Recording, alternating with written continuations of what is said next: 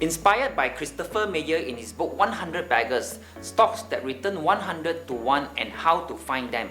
In this video, you will discover what are the 5 commonalities of 100 baggers. For those of you who are beginners, 100 baggers simply means you turn your investment from 1,000 to 100,000 or from 10,000 to $1 million. That is 100-fold increase. So how exactly is it to spot these companies? The number one commonality is these companies always started small. So you have to invest in companies that are relatively smaller in size.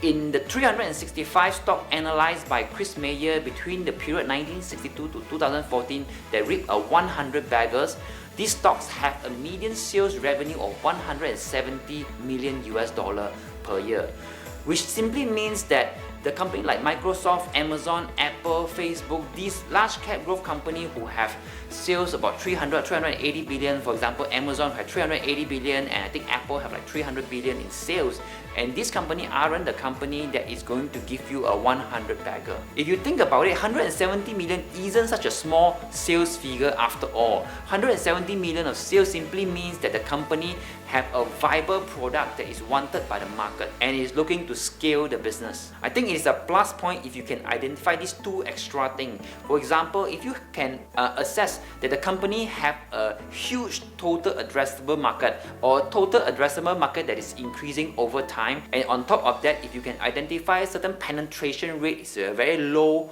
at the very beginning and expected to rise in the future, then these two combined will become the twin engine to propel the company forward.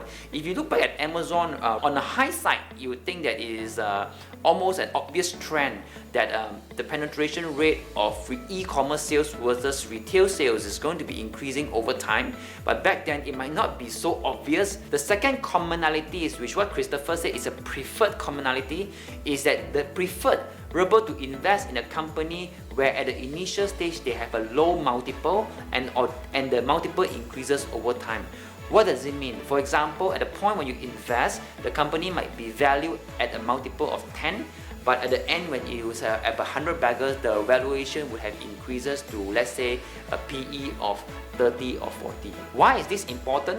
For example, if you invest in a company right now is trading a PE, which means the market gives them a price, are willing to pay a price of $10 for every dollar it makes. That's exactly the PE ratio, right? A price of 10, earning per share of 1 give you a PE ratio of 10, which means every dollar the company make, the market is willing to pay $10 for every dollar the market make. For example, if the company become more and more valuable to the investors, and investor is willing to pay $30 for every dollar it makes, just without increasing the earnings per share of the company, the share price would have already increased to $30, a 2x return.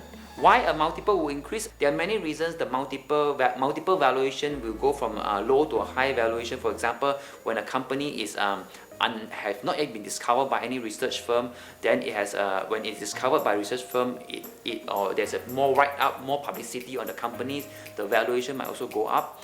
Or the company have some disruptive business model that is growing, or the company discover or scaling to different market and they become more and more famous, so people get to know it and they're willing to pay a higher price. A better management team, economic mode, or so on and so forth, that will also resulted in the increase in the price earning ratio of the company. The fourth commonality is the company that you invest in need to have a high return on capital. High return on capital means you probably have a high return on equity or high return on invested capital.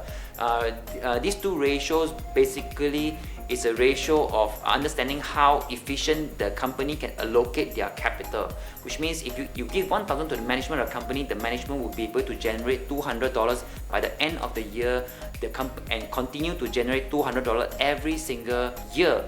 Then the company have a return on equity of 20%. Great company, great businesses usually have a great capital allocator. The business that generates strong operating cash flow and able to reuse the cash flow and reinvest it in the same business and generating more and more cash flow, these are good businesses to begin with. The fourth criteria of a 100 bagger is the company must be is preferred to be an owner operated, although not every time the case, but it's preferable for the company to be an owner-operated company. This simply means that there is a face behind the company.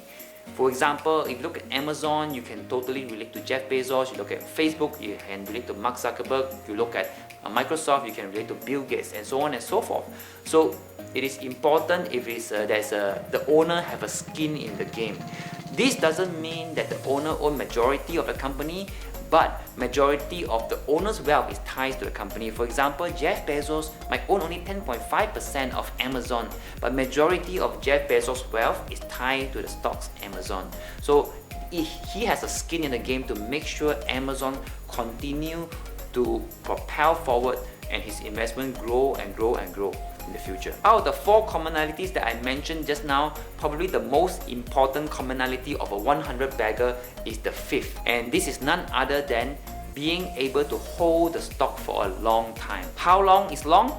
Out of the 365 stocks that reap a 100 bagger, the average holding time for those that achieve 100 baggers is between 16 to 30 years. Yes, you hear me right, 16 to 30 years. If you are lucky enough, you'll be able to spot the minority of these 100 baggers, which give you 100 baggers between 1 to 15 years. If you benefited from this video, please like and share this video and subscribe to my YouTube so that we can empower more individuals with financial education so that they can achieve their financial dream and escape the rat race. I would like to end this video with a powerful email that was sent to Chris Mayer, and I want to read out to you right now. It says, as an active investor and trader for 30 years, I have come to realization that this 100 bagger approach and philosophy is the way one should approach a lifetime of investing. If one could only receive the proper level of mentoring as a young man to commit oneself to this cause, if only I knew this when I started out, I would not only be wealthier, but my quality of life would have been vastly better through all those years. When I read this paragraph, I had this aha moment because I realized many people that I know of spend years and years of time trying to figure out and beat the market by trading the market. Although that works sometimes and it is a probability game, the safest way I think to invest is really invest in great businesses that is going to flourish in years to come. And in today's world, it is not so difficult to spot these companies, and some of these companies are probably the company that you are using and you are paying money every single month for them. So I wish you all the best in your future investment. Invest smartly and invest intelligently.